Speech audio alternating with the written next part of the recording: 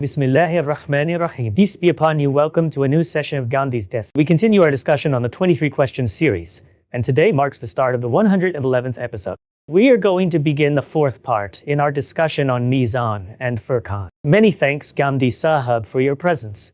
In our previous meetings, following the comprehensive presentation of your entire argument about the first 3 verses of the Quran that you presented, there is no contention about the historical knowledge or the scholarly opinions and the commentarial literature. The issue of contention arose because you identified the Quran as Meezan.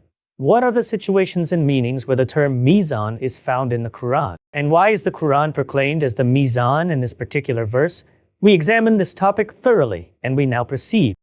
The objection that's raised is that, fine, you have identified the Quran as Meezan, yet the means by which you attributed this quality to it was through the letter Vaw. All who study Arabic and know the principles of Arabic grammar understand and recognize that the particle Waw functions as a conjunction in order to join 2 distinct items. You have interpreted the Waw here to signify clarification, although our exegetes do not view the Waw in this passage as such. The rationale is that there are stringent guidelines that regulate taking the Waw as clarificatory. The clarifying term should be more transparent than the clarified. Likewise, the text must conform to the guidelines, conditions, and arguments. About 9 stipulations are involved. You did not address any stipulations or textual clues, while you assumed the meaning of vow be clarifying. How is that justifiable? What is this vow? In the Arabic language and our own language as well, if we analyze the language, you will discover that all study basically revolves around 3 fundamental topics. The discussions concerning nouns, concerning verbs, and after that prepositions. By prepositions, we do not refer to the alphabet, but rather preposition is a grammatical term. It means that there are certain terms, some of which may consist of 1 letter, some may consist of 2 letters, whereas some may consist of 3 letters, yet they may not have any fixed meanings. To convey some meaning, they depend on other associated nouns or verbs. Once they are linked with a noun or verb, they may then convey a specific meaning. These prepositions are quite well recognized in our language with regard to their significance and use. They are employed in both Persian and Arabic languages. The letter Vaw is identical to what we typically translate as and in the English language. If one looks from a superficial perspective, it is indeed true that when we say this and that, it would naturally denote a conjunction. Typically, this would be the case. For instance, when I say that I have used a pen and a paper, then it is evident that the pen is a distinct entity and the paper is a distinct entity. When I articulate the same proposition in Urdu, I would say I utilized kalamo kagaz clearly, and is implied here as well. Typically, it's used for conjunction only. That is, the word and the particle Vaw functions the same way in both Arabic and Persian languages. But are there any stringent norms or regulations that always apply to it? Or is there a universal rule for it? That is not the case. Before you treat it as a universal principle, you should first verify whether the Waw as a letter of the alphabet, rather as a letter of the Arabic language, has 1 and only 1 signification. Every person among us knows and understands that Waw can serve in various functions. Okay. Even ordinary students of Arabic are aware of this. That is, we say this Waw serves for conjunction, or this is a temporal Waw or a conditional Waw. The Waw here links the sentence, thus it's used for resumption. These scenarios are frequently articulated among us. We know this quite well, that grammarians have traditionally dedicated a separate chapter to discuss prepositions in every grammar book. However, in this context, the most important work is a text by Ibn Hisham, which is called Mughni Labib. Ibn Hisham isn't just any scholar, he is the one who Ibn Khaldun mentions in his magnum opus, Al-Muqaddama, when, as is discussing different fields, and the study of grammar comes up. So thereupon, he states that they heard in the Maghrib that there exists an individual named Ibn Hisham, and he is an Amin Sibawayh, implying that he is even more renowned a grammarian than Sibawayh. Mughni Labib is a work by the same Ibn Hisham. In this book, he is discussing prepositions, and he goes on to devote an entire volume to a study of this topic. That is, the book contains two major segments, and one of the two segments is devoted to prepositions. All the prepositions are thoroughly discussed therein. Those commonly used in Arabic, such as ba, wata, waqaf, and walam, these are widely acknowledged. Once all have been discussed naturally, the letter vowel is included. Now, let's consider the starting point of his discussion about the letter vowel. This is Mogni Labib, and the section on vowel is under discussion. He remarks, انتهاء مجموعة ما ذكر من أقسامها إلى 11. Meaning, if you were to count all its types, then they would sum up to 11 in total. I highlighted some of them, such as wow indicating association or temporality, or for conjunction and another for resumption. Following this, he indicates that what is the one type of vowel among them? The conjunctive vowel. Right. I don't find it necessary to go into other types, since the vowel applicable to our current context is the conjunction vowel. The first point he says about this conjunction vowel is that it appears in the form of mutlaqun jama'ah. So what does it signify? Its function is to connect two or more than two items together and bring them under a single governing rule. Okay. For example, when I state that I used a pen and paper, then the word using is a verb, and this verb acts to set a rule. And this rule applies to both the pen as well as the paper. Right. This unconditionally combines them together. That's the aspect the grammarians point out. Conjunction is not a universal rule in this context, and it hasn't been described by grammar experts. Typically, it is this way. That is, when we refer to things and it unites two or more items, they should be obviously different. I mentioned that this isn't an absolute rule. The clarification made about it is that وَمَعْنَاهَا مُطْلَقُ الْجَمْعِ. Its function, its purport, its meaning is to gather two or more than two things under the governance of a single rule. Right. Afterwards, he states, وَتَنْفَرِدُ السَّائِرِ أَحْرُفِ الْعَطْفِ بِخَمْسَةَ عَشَرَ حُكْمًا. That is, this conjunctive vowel does not have just one form. Rather, it is quite distinct from the other prepositions. There are many other conjunctive letters. The wow of conjunction is of a different nature and differs greatly from other conjunctive letters, and it has 15 different forms. I see. Now clearly, with 15 distinct forms, it's obvious that thereby, meaning, context, and rule would vary as well. So after categorizing each of these, he describes the various situations in which it appears. Describing them, he also indicates those scenarios which we identify as عطف العام على الخاص وبالعكس. He mentioned this as the 11th form, عطف العام على الخاص وبالعكس, that is, joining general to specific, or something specific to general. Naturally, specifics come from general, and general is linked to the specific. So, there can't be a connection between diverse objects. Distinct things won't be there. They won't be varied. That is, discussing people generally, you focus on the scholars specifically, and use the conjunction. So this specific case won't arise here. Following this, in the 13th point, he points out, عطف الشيء على مرادفه. That is, keep apart any kind of conjunctions. What is it here? It's conjunctive vowel.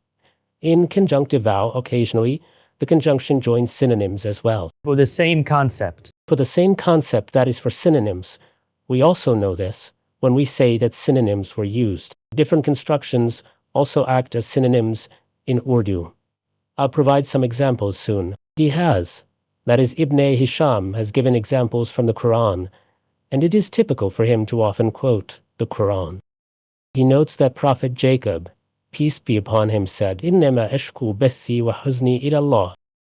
Here, the words bus and huzn are nearly synonymous. A vowel has joined both the words, creating a conjunction.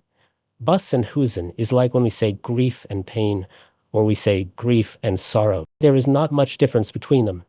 Despite a special synonymity, they are joined by the letter vowel. Knowledge and thought. The second example he gives, أُولَئِكَ عَلَيْهِمْ صَلَوَاتٌ مِّن رَبِّهِمْ وَرَحْمَةٌ.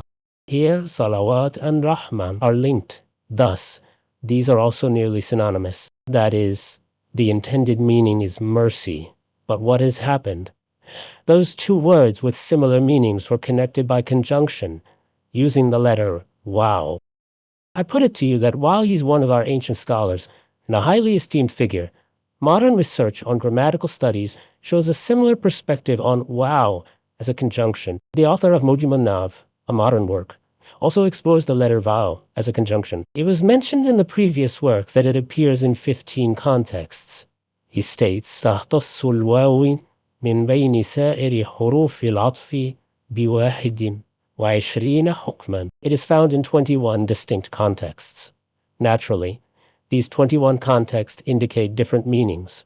In the fourth point, it is mentioned, عطف الشيء على مرادفه, that is, two synonymous words placed one after the other, one synonym joining the other, and the example he gives is quite notable. It is from the Quran. Nawi shahratam wa minhaj. It means that we have given a sharia to each nation, that is, a minhaj. So here, sharia and minhaj share the same meaning, and they are conjoined using wow. He's explaining the conjoining of synonyms in this manner. Actually, it manifests in various ways, meaning what are the aspects in which synonyms may appear. I must point out that if you study grammatical sciences thoroughly, then you will understand the underlying origin or impetus for this science. It naturally happens as speakers use language in various ways. That is, what do we do? We become aware of the various patterns of usage by native speakers. If you will look at the earlier texts, you will find one or two basic forms stated there, and these are typically very general types.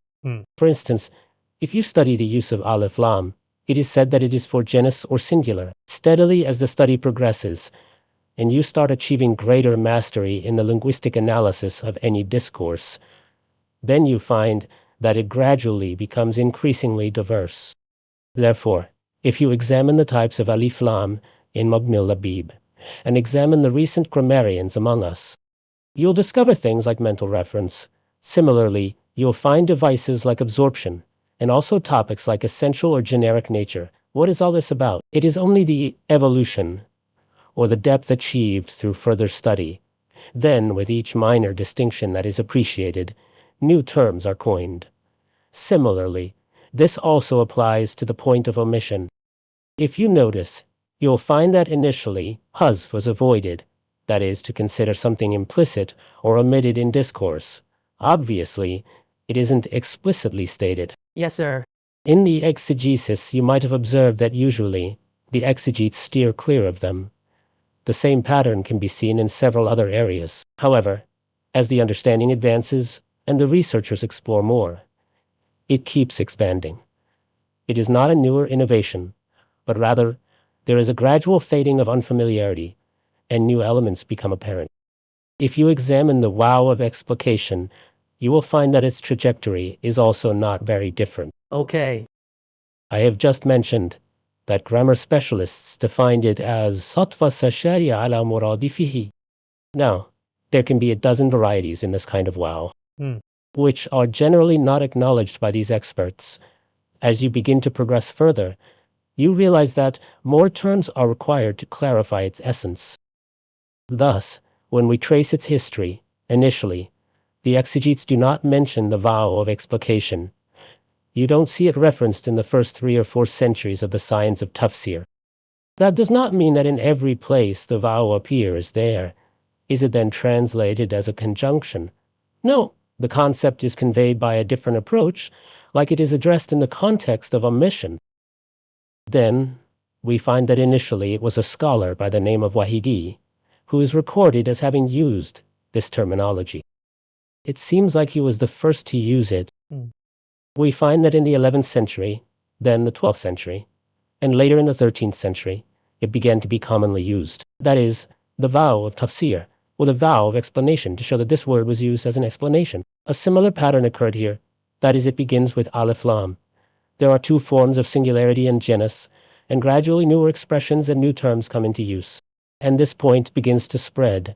But when you go deeper to observe it, you realize that even though the types now being formed, although they are beneficial in describing the purport of the discourse, it wasn't that the people were unaware of it. That is, what was the expression back then, which we now call the vow of explication or the vow of description? They too were aware of these and described them. Your goal is the comprehension of the idea. For that, whether this terminology is chosen or that, it doesn't really matter. Here, we have considered this vow for explication. Here refers to both those verses, that is in the verse of Surah Hadid and in the verse of Surah Shura too. We took the vow for description or for the explication. When we took it as explanatory, then obviously we adopted such an expression which is intended to express a particular concept. Is this concept alien to our science of exegesis? Or is it something different? Or has some new meaning been added to the language?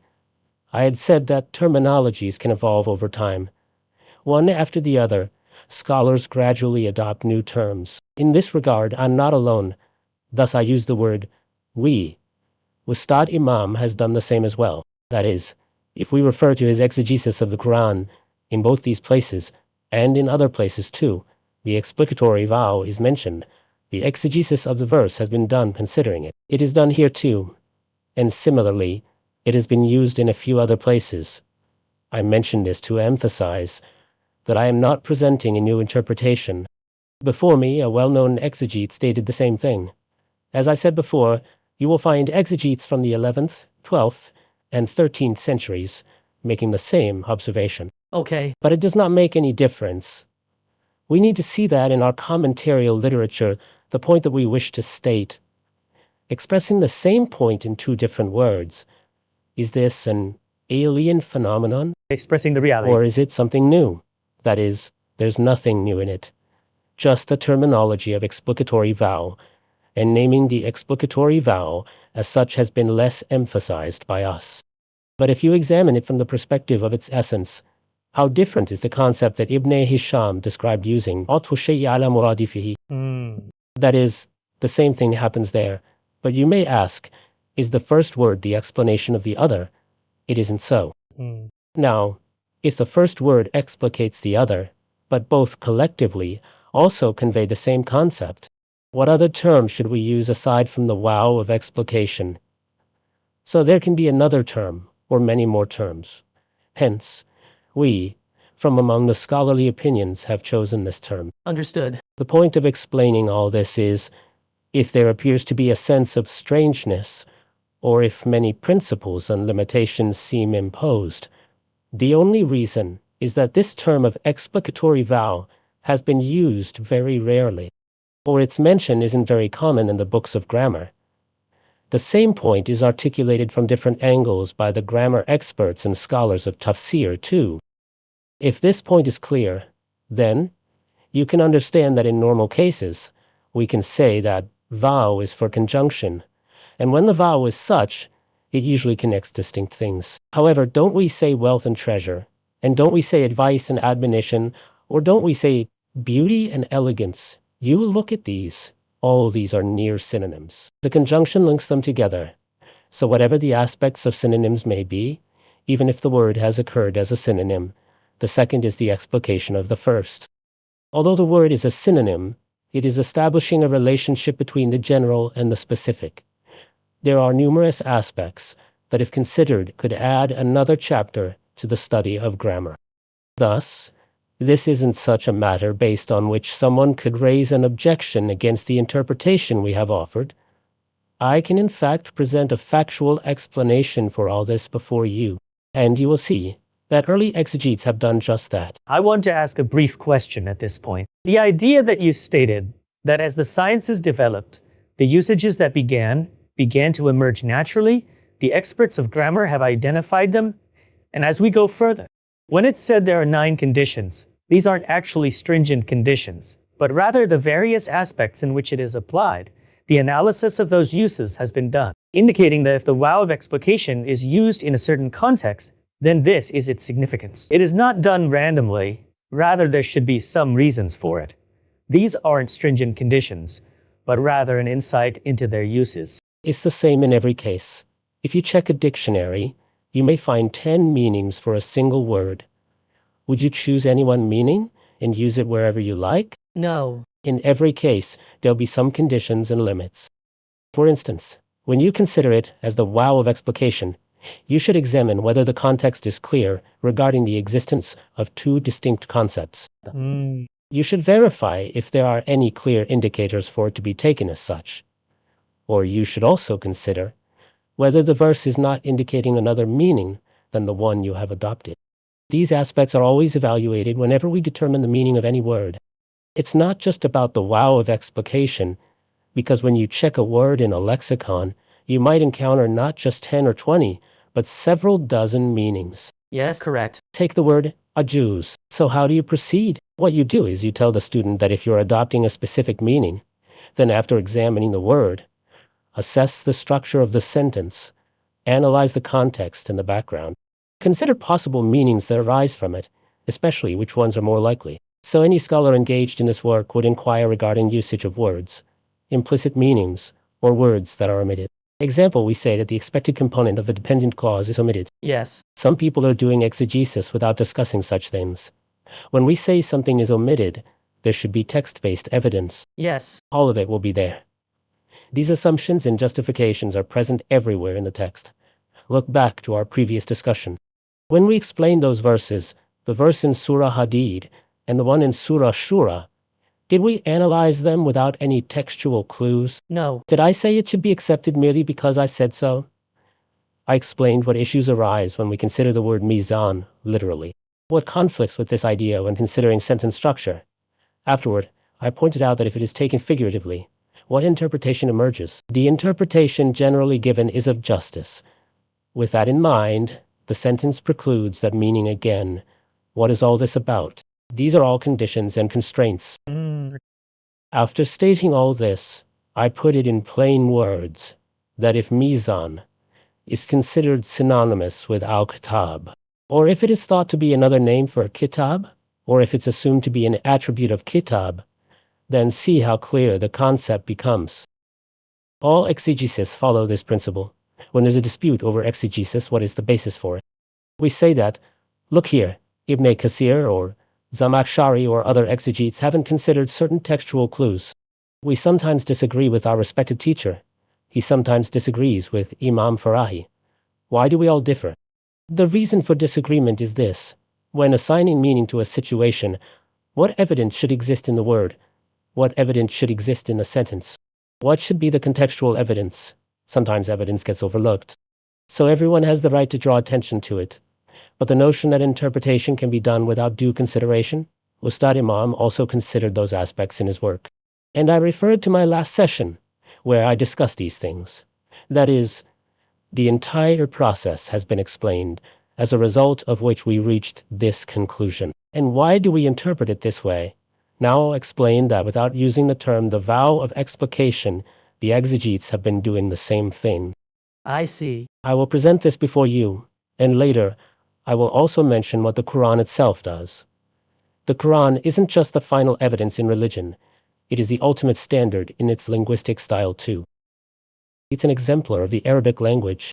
Thus, whenever there's room for disagreement, we have seen it dozens of times, that whenever there's an issue causing disagreement, the Quran makes its decisions and aims for people to reach a consensus. Will provide such precedents after which the scope of disagreement diminishes. It is a Meezan for grammar also. Precisely. That is, regarding language, it does the same. If you want, you can see examples in Islahi's exegesis, or you can refer to my Tafsir al-Bayan and decide. And if you like, you can consult the works of Imam Farahi. Considering all this, now, do you see what the scholars have been doing? That is, when they encounter such a situation, as in this verse or in these verses, what have they done? Here, I'll share with you that verse which is often read and recited among us. You are aware that though the Deobandi scholars played a significant role in my education, however, later on, I spent a significant amount of time with scholars of the Barelwi school. This verse is frequently read among them. I used to hear this in every Friday sermon during my childhood. This is verse 15 of Surah Maida. The words are, قَدْ جَاءَكُم مِّنَ اللَّهِ نُورٌ وَكِتَابٌ مُبِينٌ. A light has come to you from God, and a book from him. The same vow, and I translated it with an and. Replace Nurun wa Kitabun Mubinun. Now obviously, Nur and Kitabe Mubin, if you consider them, there's an apparent distinction. One thing is light, another is a clear book, Kitabi Mubin. However, how have our exegetes understood this? Have they sought to find the meaning of Nur separately and Kitabi Mubin separately? Kitabi Mubin is clear that it refers to the Book of God, the Quran. What is Nur? Look at Zamakhshari. He, while discussing this verse, says here, what is the meaning of Nurun wa Kitabun Mubin? He says you read the Quran. It refers to both words as the Quran. Like عطف الشيء على مرادفه. As I mentioned earlier, it is like عطف الشيء على مرادفه. What's happened here? Here, the relation of general and specific emerges. That is, there can be thousands of types of nur, or light, found in the world. We use nur literally and figuratively. Kitab-e-Mubin is something which has been described as nur here. Thus, he says it implies the Quran. Both are identical. Both are identical. There's no distinction between the two. What does this indicate? Just as I mentioned, the book and Meezan refer to the same thing. The book and Furqan refer to the same concept. It's just that the same idea has been expressed with two separate words, or whatever the prophets have been given, or which has been revealed in conjunction with the prophets, incorporates two features in its form. Won't we say so? Yes, sir. It's all the same. So, he says that here the Quran is meant by Kitab-e-Mubin and Nur. And then he explains why does Quran represent them. Since Nur could refer to anything that emits light, he states, لِكَشْفِهِ ظُلُمَاتِ الشِّرْكِ وَالشَّكِّ. The reason is that when we turn to the Quran, when we read the Quran, or when we delve into the Quran, we get the light that dispels the darkness of doubt and polytheism. It disappears. لِإِبَانَتِهِ مَا كَانَ خَافِيًا عَنْ النَّاسِ مِنَ الْحَقِّ. The elements of truth that remain hidden from people. The Quran reveals them. Thus, the way light exposes things, the Quran does similarly. Then he notes, or from this perspective, أَوْ أَنَّهُ ظَاهِرُ الْإِعْجَازِ, and that its miraculous nature is obvious and self-evident. So, he explained these two elements and gave his reasoning as to why the Quran was referred to as Nur. Similarly, as the Quran is called Azikr, we explain that the Quran is termed Zikr because each of its words is a reminder. Or the Quran is called Hidayat. The reason is that every verse serves as a guidance for humanity. Thus, Zamakhshari has done exactly the same here. He hasn't used the term to indicate that the wow is for explication. Otherwise, how would the translation be done? Both represent the Quran. So the translation would be that you have a light sent to you from God, which is the Kitab-e-Mubin. What else have I done? The point is the same, but as the terminology of explanatory vow isn't used, someone might suggest that maybe Zamakhshari wasn't familiar with this kind of vow. That's one aspect of it. After this perspective, just observe how the Quran has taken us so very close to that purport. In that instance, it mentions something about a verse, which becomes the definitive example for understanding the verse we are trying to interpret. Okay. The verse which I'm about to present to you is verse 53 of Surah Baqarah. The same, Zamakhshari's commentary, is my reference point. The verse is, وَإِذْ آتَيْنَا مُوسَى الْكِتَابَ وَالْفُرْقَانَ لَعَلَّكُمْ تَهْتَدُونَ. Notice, the same pattern. That is what was mentioned before. وَأَنزَلْنَا مَعَهُمُ الْكِتَابَ وَالْمِيزَانَ. We have revealed the book and Meezan with the messengers. What is stated here? And we gave Moses the book and the Furqan. Instead of Meezan, there's Furqan. Instead of Meezan, the term Furqan is used. Identical structure, the same vow, and the same style of expression. Then the question that emerges is whether Kitab and Al-Furqan are separate entities. Is the book something different from Furqan, suggesting they are separate? Now see how Zamakhshari describes this. It's quite evident that if you refer to Islahi's exegesis, it will mention that before Al-Furqan. The wow is for explication or description, and the translation would be, we gave Moses the book, that is, Furqan. That is, we gave Furqan, he will present it in this way. Zamakhshari explains the same point or the same fact without using the term vow of tafsir or the vow of description. The point is the same, there's no difference. He says that the words al-kitab vowel Furqan indicate al-jami'u bayna kawnihi kitaban munazzalan wa furqanan yafriqu bayna al-haqqi wal-batili. Why are they phrased this way? The same thing has been termed the book and Furqan. How? He says that whatever Moses was given, it was earlier observed, wa iza atayna Musa. Whatever was given to Prophet Moses was a combination of two things. It is one object, but it has two attributes combined in it. It has two integrated attributes. One is al-jami'u bayna kawnihi kitaban munazzalan. It is the revealed book of God, and thus it was stated, وَإِذْ آتَيْنَا مُوسَى الْكِتَابَ. Clearly, it is a book. But what is the second feature inherent in it? It is that book, that is, the Torah, is فُرْقَانًا يَفْرِقُ بَيْنَ الْحَقِّ وَالْبَاطِلِ. That is, it has the criterion between good and evil. I mentioned before that all of God's books are Furqan and Meezan, and the Quran is muhaymin over all those books. That's a different topic. We had completed it. Here it is being said about Torah. What is said subsequently? He says that the words kitab and Furqan are terms used to combine two aspects into one thing. But what does it imply? It is the Torah. Implies one thing. It implies just one thing, the Torah, as we said earlier. The kitab and Meezan refer to the Quran there. He is essentially saying the same thing. He illustrates this with an example, saying, Qawlik, ra'aytul ghaytha wal layth. When you look at a person, and that person embodies great generosity, that is, he is exceptionally generous, and at the same time possesses great courage, so you say that you saw the rain and you saw the lion. Meaning rain and lion. Meaning rain, I saw rain and the lion. It's the same person being described. رَأَيْتُ الْغَيْثَ وَاللَّيْثَ, he says, تُرِيدُ الرَّجُلَ الْجَامِعَ بَيْنَ الْجُودِ وَالْجُرَأَةِ. What does one mean by this? You saw a person who on one end is extremely generous, like continuous rain pouring over everything, and on the other end, he shows courage and bravery, like the courage and bravery of a lion. Two aspects of one person. Two qualities of the same person. He gives this example to show how common it is. Here, the point is that al-gayas wal-lays are distinct. Even then, it's used to describe one person. strange, okay? Like there's a difference between Furqan and Kitab. The book could mean a physical book, while Furqan refers to the benchmark, the criterion that separates right from wrong. So the words differ, but both qualities converge in a single entity, so separate terms are used. That's why Zamakhshari states it in this manner. And he continues by saying that if you want more examples, you should refer to verse 48 of Surah Anbiya. The same concept is addressed in verse 48 of Surah Anbiya. That is, what did Prophet Moses and Prophet Aram see? The words are, وَلَقَدْ آتَيْنَا مُوسَى وَهَارُونَ الْفُرْقَانَ وَضِيَاءً وَذِكْرًا. Earlier, there were two attributes, but now there are three with vowel. We gave Prophet Moses and Aaron Furqan, Ziyah, and Zikr. So are these separate things? Or are these unique aspects of what they received? Or are these embedded within them? He says, no, this is exactly what I mentioned earlier. That is, the same thing, the Torah, which becomes a comprehensive term for these three attributes. Look, the words are Al-Kitabu al-Jami'u bayna kawnihi furqanan wa diya'an wa dhikran. The Torah is a book that is comprehensive in that it encompasses being Furqan, being a light or ziyah, and a reminder or zikr. This is how he described it.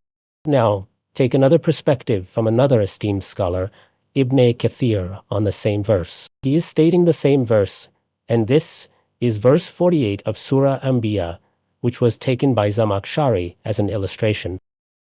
Ibn Kathir, in his style, firstly, cites the opinions of the followers of the companions. What are they saying? They all say that it implies the Torah or it implies al-Kitab, that is, the names al-Furqan, Ziyah, and Zikr all refer to the same book, the Torah or Kitab. After stating this, now look how Ibn Kathir, I am reading this from his great commentary on the Quran, how Ibn Kathir explains his own commentary of this verse. He says, وَالْجَامِعُ الْقَوْلِ فِي ذَلِكَ. That is, let me explain it succinctly and comprehensively. أن الكتب السماوية مشتملة على التفريق بين الحق والباطل. Why is it just the Torah? Why have we called one single thing Furqan, as well as Ziyah, as well as Zikr, and then expressed it all using the letter Wow? Why was all this done? He says that if you think about it, these heavenly books, then the characteristics that are part of them What are their features? On one hand, they distinguish between good and evil. على التفريق بين الحق والباطل والهدى والضلال. They distinguish between guidance and misguidance. والغي والرشاد. They distinguish between deviation and the right path. والحلال والحرام. That's one aspect. Thereafter, he says, وعلى ما يحصل نور في القلوب. And the light that their hearts receive as a result is also from these books. So, these contain that radiance too. These consist of that nur and light as well. This light that fills our hearts when we read and reflect on them. وَهِدَايَةً وَخَوْفًا وَإِنَابَةً وَخَشْيَةً. Similarly, these offer guidance and inspire the fear of God. They foster a sense of repentance from the servant towards his or her Lord and fear of him. So what does this imply? It implies these are various aspects of recalling one's Lord. What does a reminder achieve? It brings about godliness, repentance, and penitence. And what does the light do? It illuminates hearts so people start recognizing good and evil and can distinguish between them. So, he explains all this and says that these are the reasons that the books of God contain all these things. This is the reason why the Torah is called Furqan and also Ziyah and Zikr, the reminder. And all these are conjoined by the letter Waw. Okay. وَلِهَذَا قَالَ الْفُرْقَانَ وَضِيَاءً وَذِكْرًا لِلْمُتَّقِينَ. Thus, this is what he stated. So this is the same concept. That is, on some occasions, just like when Ibn Hisham explained how synonyms are joined together. In the same manner, when an object embodies many different attributes, so in order to signify that same object, different words are used to highlight its various aspects. Like he explained how Al-Furqan emphasizes one aspect of these books, and then how the word Ziyah points to another aspect, and the word Zikr highlights yet another aspect. This is the approach used in languages. When we mentioned this, some people found it unfamiliar because they got caught up in the terminology of explanatory wow. But this concept and this connotation, this way of looking at the verse and finding the same thing as its basis, is not strange for our scholarly tradition, nor for this field. It is not something new for the exegetes. It is quite a clear style, according to which we've explained it. There's not the slightest deviation in it with respect to principles of knowledge. Ghamidi Sahab, the way you presented this was genuinely impressive. Your comprehensive perspective on forming your view on any point, and what is generally understood about the letter Vav. Perhaps it has many conditions, and it has been stated without clear justification. The point is made crystal clear. That whether it's ancient knowledge or contemporary exegetes, everyone agrees with this state, and agrees with the reality that the vow of explication exists, though terminology might vary. The point is clear, but despite all this, a major question still remains unanswered. You referenced Zamakhshari, the great linguist, and he presents it in a different way and accepts it. Egan interprets it in the same way, but for another similar verse, the question we ask is for the verse where the Quran is declared the Meezan. Why is the vow for explication not considered? We'll discuss this with Ghamidi Sahab in the next session. We'll be back soon. Thank you for your time until now.